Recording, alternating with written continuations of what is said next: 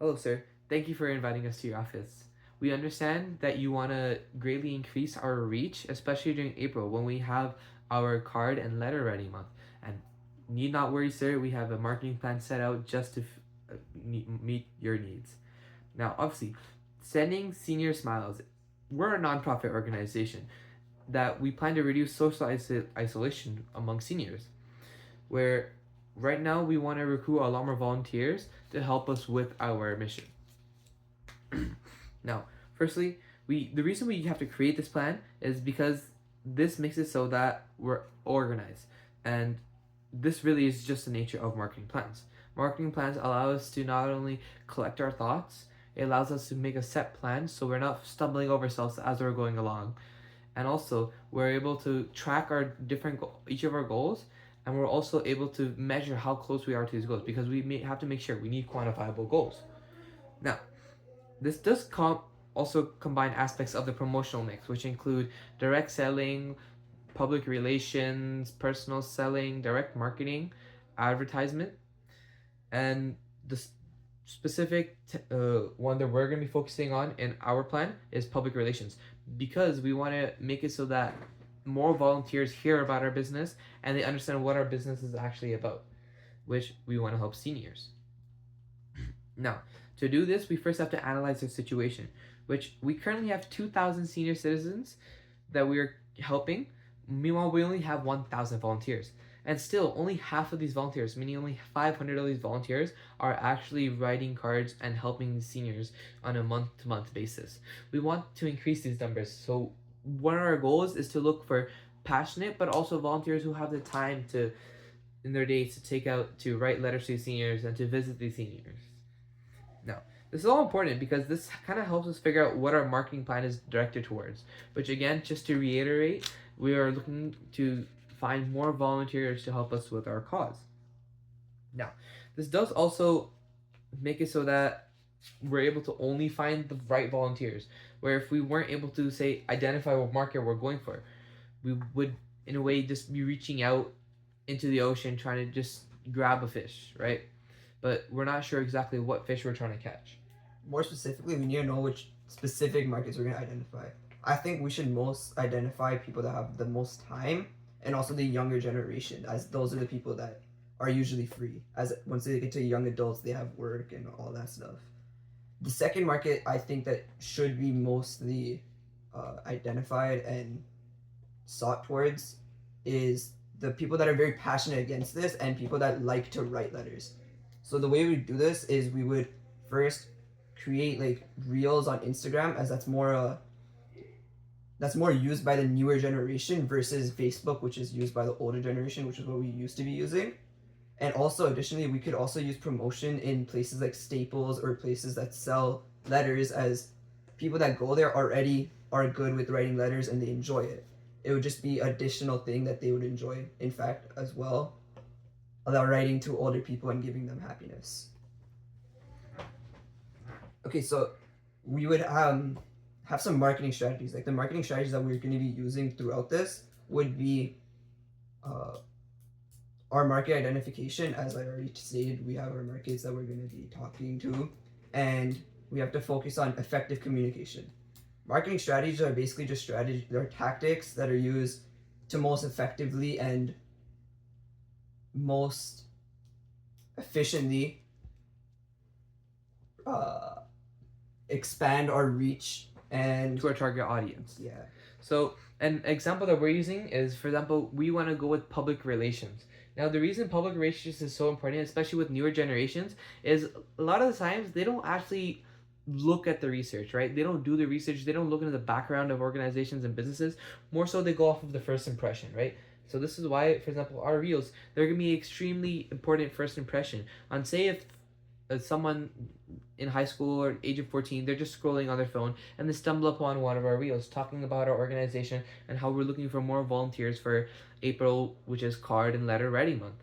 And if this uh, young teenager is actually interested in our organization, they can easily access more information through our Instagram page, right? Yep. Where we would definitely have links to our website, which where they can learn a lot more.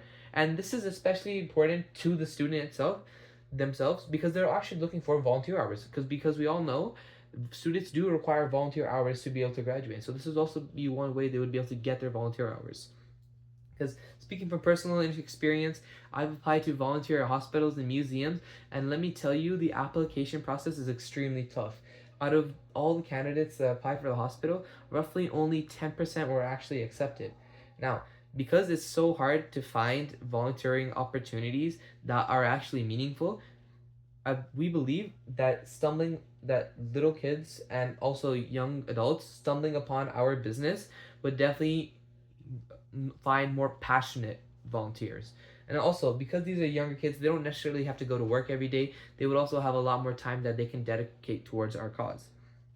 This would be an example of an effective communication, as you're specifically identifying and targeting people and giving them the proper communication and showing them the right channels to go through to continue and help this business. Such as you were saying, the social media, you could just click it and you go to the link directly, which would help with their PR as well, because on the social media, it would be talking about ourselves. As you were saying before, our PR is pretty important. So, like, for what is it? We have to reinforce our service orientation through communication, meaning basically we have to make sure our communication is correct and efficient so people actually know what they're supposed to be doing. And a way we could do this is through an advertisement that we already do have planned, or you could say a short reel, where essentially our reel would focus on senior citizens living not so happy life. They don't have too much joy in their lives, and they're more so isolated, and we want to reduce the isolation. So in a way, we could dramatize where them just receiving a single letter could really make their day or really help their week go by a lot better. And now this specific interaction between the letter and the senior citizen would, I believe, morally incentivize anyone who is watching their reel to feel that by volunteering they would be contributing to a really good cause. They'd be doing the right thing, which just by basic human nature is something that we always strive to do, right? So if with this not only reaching out to so many people, because we all know Instagram is extremely popular among the youth. Now with everyone having it downloaded on their phones, we have billions of people within our total audience. And now, even though we are only going for younger people, because we just have such a broad general audience to begin with, our target audience was also much higher, right? We would be targeting millions and millions of people who are not only passionate, but also have the time to contribute towards our cause. Now, this just, as my partner stated, is just effective communication, where we're communicating our ideas directly through to the public.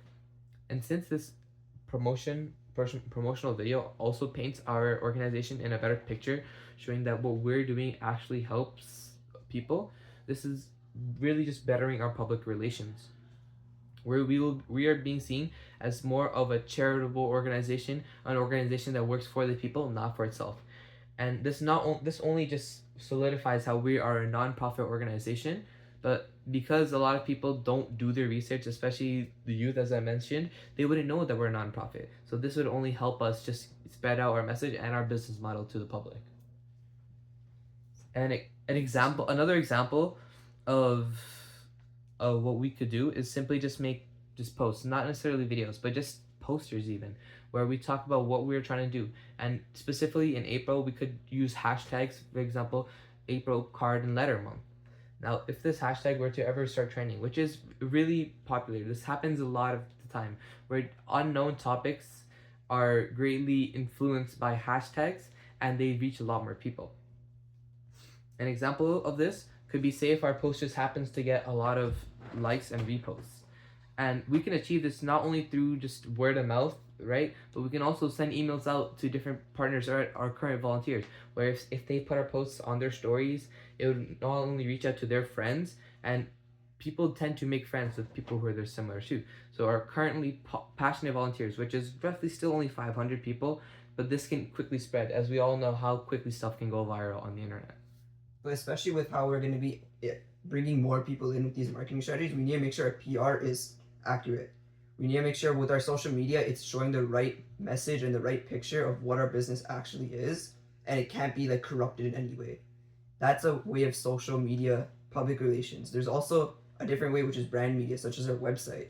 We need to make sure our website has correct messages and actually shows the real nature of our business, such as a non-profit designed to help the elders. Now, that is just our plan to in order to just summarize everything again.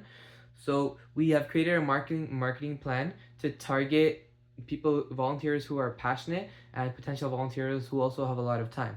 We've done this by identifying exactly who currently is a volunteer that really wants to spread out. As we can see from the 500 volunteers that aren't volunteering on a monthly basis, they're not very passionate, and they might simply be doing this just to receive volunteer hours or to receive public appreciation. Now, the 500 volunteers that we do currently have, by specifically talking to them, and we have sent out surveys. From these surveys we've found out that they're just really passionate and they just love helping people. Now, moving on to also just the strategy, as we talked about, we want to focus on public relations. And just to restate, where everything that we're doing, not only are we a non-profit organization, but we work to simply just better the lives of people.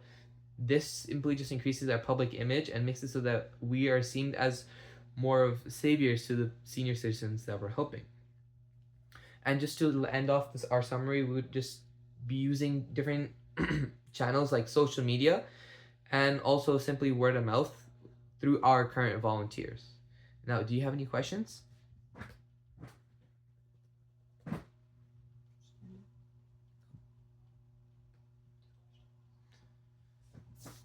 Oh, that's a great question. Now, the aspects of our plan that we can use year round and not just in April are social media. Where right now we did talk about using trending hashtags like Card and Letter Month, but that doesn't necessarily have to be for this month. If we ever have any special occasion on any month, we could simply gear our promotional towards that. For example, if we have an online meeting month, right? We could instead gear the reel that we post for that month, or the multiple reels that we post for that month, to kind of target, an online meeting is a much easier way of talking to someone rather than sending them a letter, and you can have the same conversation instead of having to constantly write back and forth.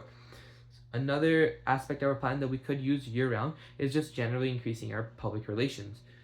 As we all know, certain companies like Amazon have recently been receiving a lot of hate for ethical reasons, where they're not paying their workers enough, they don't allow their workers to have proper bathroom breaks. This is generally reducing their public relations. And while they still are a massive corporation, this hit that they're taking to their public relations isn't helping them in any way. For us, by increasing our public relations and our public image, we're in a way just in the background over time increasing our audience and the amount of awareness that our organization has. Well, that's a great question.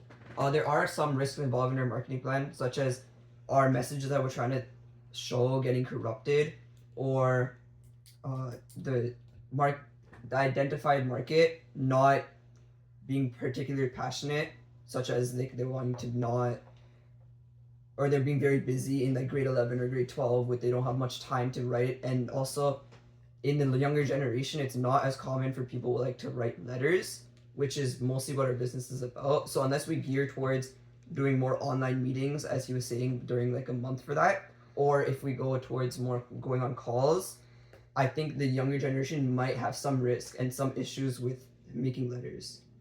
Okay. And also another risk that we do see with our plan is that, say if our audience only thinks that this is for a certain period of time, right? Only for April, they wouldn't necessarily know right away that this is something we do all year round. And so that's just another small risk that we'd have to take into fact, and we have to gear our promotion towards just generally being all year round. But other than that, we don't believe there are many risks. We do believe this is a relatively risk-free marketing plan, and if we were to go forward with this initiative, we believe that we would definitely recruit a lot more volunteers. Me and my partner have currently projected roughly a double of our current active volunteers, going from 500 to 1,000 active volunteers. This is because we have planned that we would recruit 500 passionate volunteers in just over the month of April. Thank you for inviting us to your office, and if you have any other questions, please send us an email.